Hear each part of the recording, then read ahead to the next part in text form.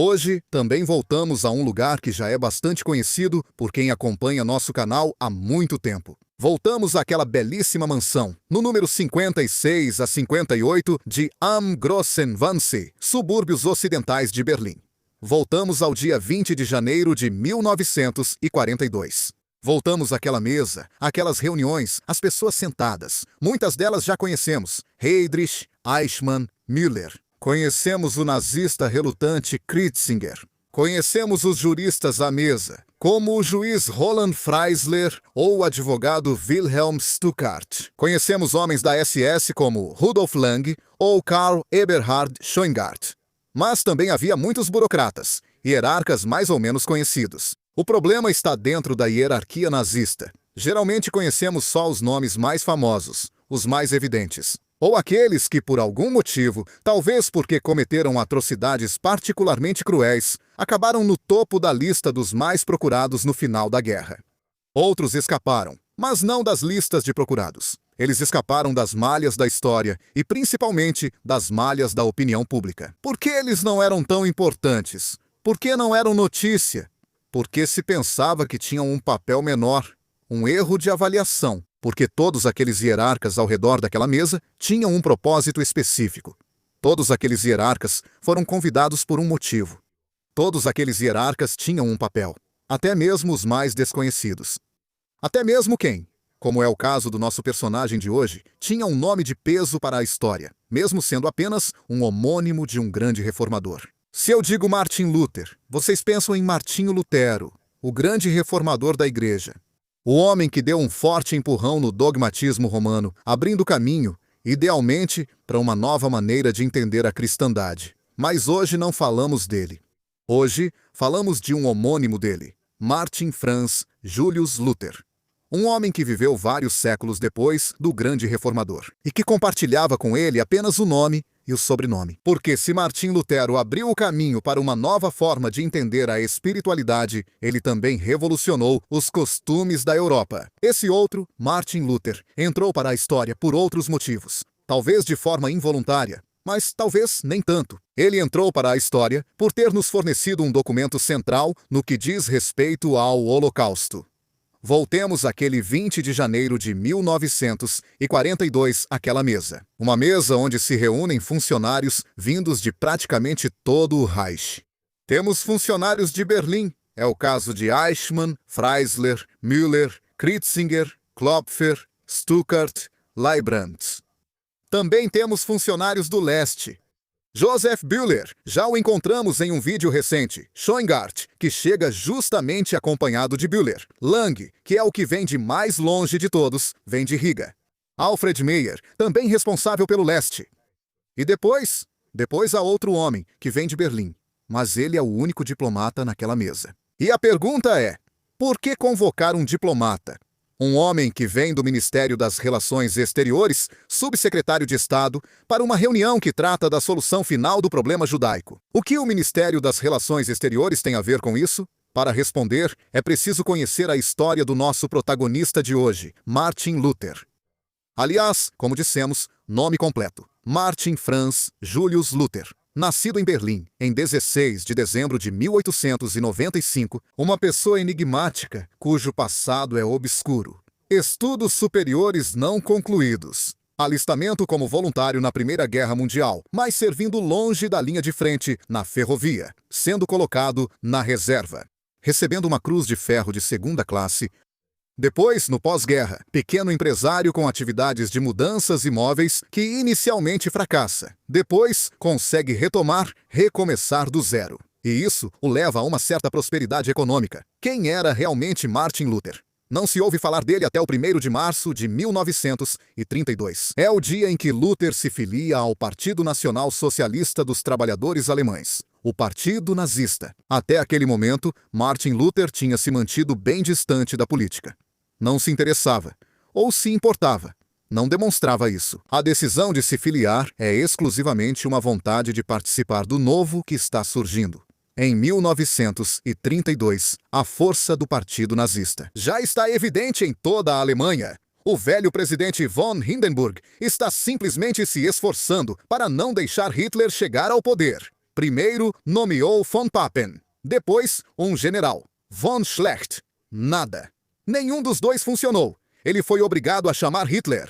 E é justamente nesse período que nosso amigo Martin Luther se filia ao Partido Nazista. E logo depois também às SA. Mas ele não tem um papel de destaque. Nas SA, ele não vai espancar os socialistas. E os judeus? Não participa das marchas. Tem um papel mais discreto. Como aconteceu durante a Grande Guerra. Ele arrecada fundos. Ele cuida da organização de base do partido, realiza atividades de retaguarda, como durante o conflito. Mas, em meio a tudo isso, consegue se aproximar de um homem muito poderoso. Um homem que já encontramos antes, Joachim von Ribbentrop. Na época, um rico comerciante de vinhos. E futuro ministro das Relações Exteriores do Reich. O encontro é quase casual, sempre se quisermos acreditar no acaso. Luther recebe a tarefa de mobiliar a mansão de Ribbentrop, além de cuidar da reforma das cocheiras da mansão. Nessa ocasião, por meio de conversas diretas, que na verdade tinham o objetivo de definir os móveis e os materiais a serem usados, nasce sua amizade com von Ribbentrop. Uma amizade que duraria por mais de 10 anos. Uma amizade que lhe renderia uma carreira política significativa. Mas, posteriormente, também uma ruína. Em 1936, quando Hitler já estava no poder e já o havia consolidado. Porque após a morte do presidente Hindenburg, ele conseguiu acumular, em sua pessoa, tanto o cargo de chanceler quanto o de chefe de Estado. Ribbentrop tornou-se embaixador em Londres. Para muitos, na verdade, ele não passa de um espião, pois coleta informações sobre a situação social e econômica da Grã-Bretanha. E porque ele envia todas as manhãs flores frescas para Wallis Simpson, a mulher que está ao lado do novo rei, Eduardo VIII. Nessa missão diplomática, Ribbentrop está acompanhado de Martin Luther, oficialmente como adido e secretário pessoal. Inclusive, Luther se oferece para completar a mobília da embaixada alemã na Carlton House Terrace. No organograma da embaixada, Luther está listado como segundo secretário. Já é um avanço, mas já deixa claro que esse homem, Luther, é um homem de confiança para Ribbentrop.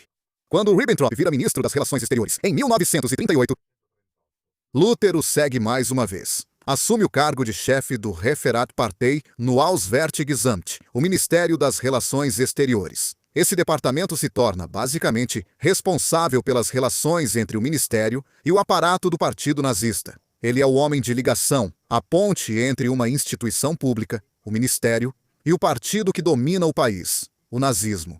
Essas passagens contínuas, essa estreita ligação com o Ribbentrop mostram como a carreira de Luther se baseava mais em relações pessoais, na capacidade de manobra, adesão ao regime e também em amizades e interesses comuns, do que em um percurso diplomático tradicional. Aliás, os diplomatas geralmente são selecionados com base em concursos e, antes disso, em um plano de estudos, no estudo das ciências internacionais, das ciências políticas.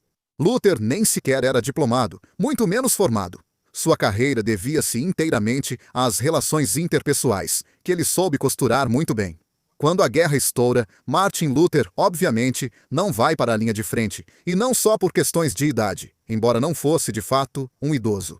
Ele era precioso demais, útil demais dentro do Ministério das Relações Exteriores, a ponto de assumir, em maio de 1940, enquanto a Alemanha invade os Países Baixos, Bélgica, Luxemburgo e depois a França, a direção da seção Alemanha dentro do Ministério das Relações Exteriores. Em um ano, mais um avanço na carreira.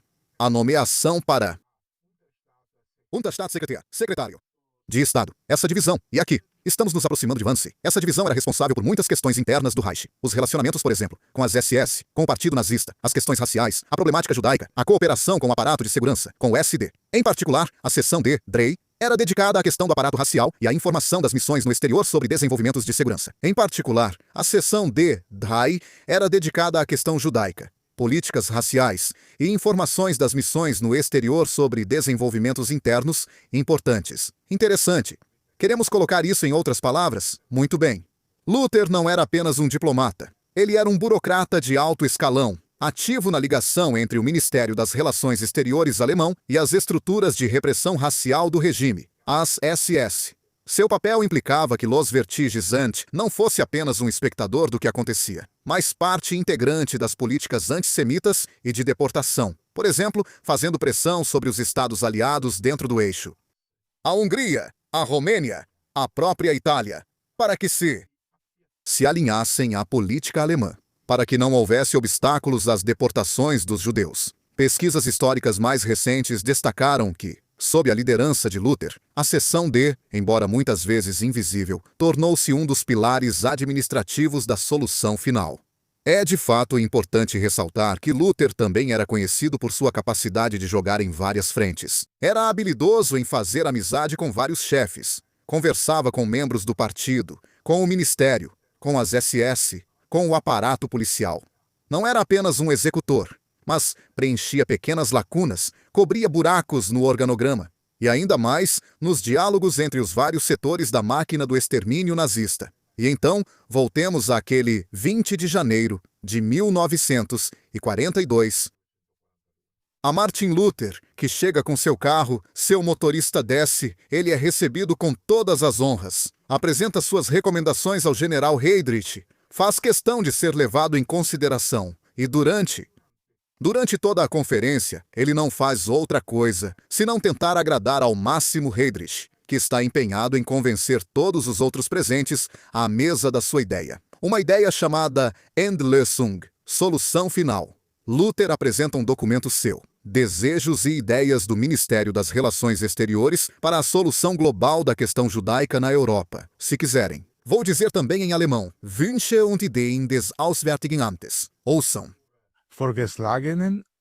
Na Europa, dentro dessa definição pomposa, não há nada além da lista, país por país, dos judeus presentes. O próprio Luther começa a rir na frente de todos os outros presentes quando chega à Estônia, um país que, segundo as estatísticas, não tem judeus. A melhor notícia já ouvida sobre a Estônia, ele diz, recebendo aplausos e risadas dos outros presentes. É ele mesmo quem aconselha, dentro da conferência, adiar as deportações dos países nórdicos, como também da Noruega ocupada ou da Finlândia, que se aliará ao Reich, devido ao baixo número de judeus. Não vale a pena se preocupar por poucos judeus. Melhor concentrar-se no sudeste e no oeste da Europa, onde a população judaica é muito mais numerosa. A presença de Luther e o documento que ele apresenta são dois aspectos fundamentais, porque implicam o fato de que o Ministério das Relações Exteriores alemão estava formalmente ciente e participava na definição das políticas antissemitas de deportação. O historiador Christian Browning escreveu que a contribuição da Helvetica Sun para o genocídio consistiu principalmente na preparação diplomática e na garantia dos países ocupados, aliados para as deportações. Luther não era um simples burocrata. Sua assinatura e sua presença na conferência o colocam entre aqueles que participaram ativamente dos extermínios. Quando a conferência termina, quando todos os participantes voltam para seus escritórios ou para suas funções, é dito a eles para não guardar as anotações. Será distribuído a eles um memorando para ler, aprender e destruir, porque nada deverá permanecer por escrito. Há apenas uma pessoa que desobedece à ordem de destruir o memorando, e é justamente Martin Luther. Luther garante ao tenente-coronel Adolf Eichmann que destruiu o seu memorando. Na verdade, não é verdade. Ele o escondeu dentro dos arquivos do Ministério das Relações Exteriores. E é lá que será descoberto em 1947 pelos investigadores americanos. É lá que se encontrará a prova de Wannsee. Por que ele fez isso? Por que Luther não obedeceu às ordens? É uma pergunta que, até hoje, intriga todos os historiadores. Talvez esteja ligada ao que Luther tentará fazer um ano depois de Wannsee, em fevereiro de 1943. Seu velho amigo Joachim von Ribbentrop assina sua demissão do Ministério das Relações Exteriores. O motivo é muito simples. Martin Luther queria dar um salto de qualidade, queria tomar o lugar de von Ribbentrop como chefe da diplomacia externa. Ele havia tramado uma conspiração, mas ela foi descoberta. O próprio Luther, além de ser demitido, foi preso e enviado ao campo de concentração de Sachsenhausen. Luther. Provavelmente, ele guardou aquele documento como um trunfo, como uma carta surpresa para jogar no momento certo. Talvez uma arma de chantagem, talvez simplesmente algo para usar no futuro, seja contra o regime ou, talvez, prevendo o fim do regime, contra as potências aliadas que venceriam a guerra. Mas Luther não poderá ver nada disso. Em Sachsenhausen, ele é incluído na lista dos Sippenhaftlinge, dos prisioneiros especiais, mas ele será separado do restante dos outros prisioneiros especiais. Não é incluído na famosa lista dos prisioneiros de alto escalão, que são transferidos entre o final de março e o início de abril de 1945 de toda a Alemanha para Dachau, e depois, de Dachau, levados para a Itália, no Alto Adige, para serem usados como escudos humanos ou como moeda de troca. Luther permanece em Sachsenhausen até ser libertado pelas tropas aliadas. Ele não está em boas condições. 2 anos de prisão o enfraqueceram. Moralmente e, sobretudo, fisicamente, ele está debilitado. Martin Luther morre em 13 de maio de 1945 em um hospital militar onde havia sido internado na tentativa de recuperar as forças. O que lhe foi fatal foi um ataque cardíaco. O homem que, na sombra, tinha tramado nas sombras contra seu superior. E antes disso, movendo-se como uma enguia ágil, transitou entre os vários núcleos do regime. Assim desaparece Luther, que encarna da melhor forma o conceito de banalidade do mal, que seria depois descrito de maneira tão eficaz por Hannah Arendt durante o julgamento de Adolf Eichmann. A participação de funcionários como ele na Shoah demonstra que os massacres foram possíveis graças à adesão cotidiana à burocracia e aos recursos estatais comuns, normais. Martin Luther demonstra também, com sua existência, que o genocídio nazista não estava restrito aos executores materiais, à SS da Caveira ou à Gestapo. Envolvia também os ministérios ordinários, como o Ministério das Relações Exteriores. Sua trajetória pessoal: estudante sem destaque, voluntário, mas longe do fronte na Primeira Guerra Mundial, empresário primeiro fracassado, depois bem-sucedido, diplomata do genocídio, homem de poder, e depois, ele próprio prisioneiro, encarna em si os paradoxos do regime nazista. Uma ascensão social tão rápida, a conivência ideológica, as lutas internas, e por fim, a queda desastrosa. Martin Luther foi um pouco de tudo isso, e representa um dos exemplos mais claros da modernidade maligna do nazismo. Um homem que, mesmo sem formação diplomática clássica, conseguiu se inserir nas estruturas do poder, contribuiu de maneira ativa para o genocídio e fez parte daquela constelação de burocratas que tornaram possível aquilo que, de outra forma, ainda hoje, aos nossos olhos, parece inconcebível. Sua carreira nos permite refletir sobre o fato de que a perseguição em massa não é apenas obra de violência física, mas também de estruturas administrativas, de cumplicidade silenciosa, de diplomatas que assinam documentos, firmam acordos, definem listas de seres humanos e objetivos de morte. Aprofundar a figura de Martin Luther hoje significa contribuir para uma memória mais complexa do nazismo, uma memória crítica, uma memória que inclui os escritórios, as assinaturas, as trocas internacionais, as colaborações entre estados e aparelhos. Martin Luther deixou para trás tudo isso, além daquele documento, chocante, que ainda hoje arrepia e que nos faz entender que a loucura do nazismo não era ditada. Não era por impulsividade, por um surto homicida repentino. Era algo calculado, estudado, cuidadosamente preparado, que envolvia vários ministérios, vários sujeitos, várias pessoas, até mesmo de origens muito diferentes. Martin Luther foi tudo isso. E se hoje podemos fazer críticas fundamentadas e precisas ao nazismo, podemos fazê-lo também aprofundando a figura dele. O que ele foi, o que representou, o que fez e, sobretudo, o que deixou como legado, mais ou menos voluntário, atrás de si.